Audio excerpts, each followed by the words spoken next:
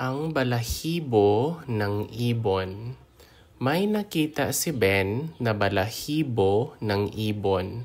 Kulay puti ang balahibo. Nahulog ito sa lupa. Pinulot niya at inilagay sa kahon.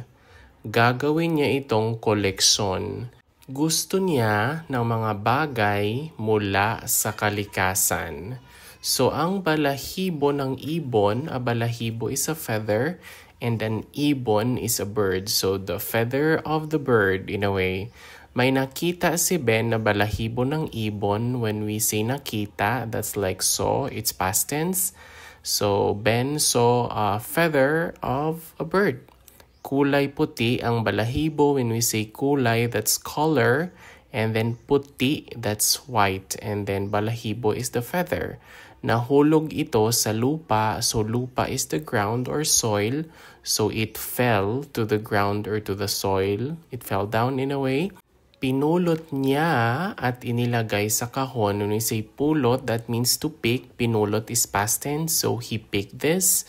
Inilagay means to like placed or put on a box. So a kahon is a box. So he placed it or he put it on the box. Gagawin niya itong koleksyon. He will make this or he will use this as part of a collection or koleksyon.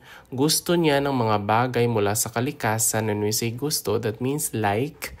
Bagay is a thing. Mula is from nature or from the environment. So he likes things from nature or from the environment. Ang balahibo ng ibon. May nakita si Ben na balahibo ng ibon. Kulay puti ang balahibo. Nahulog ito sa lupa. Pinulot niya at inilagay sa kahon.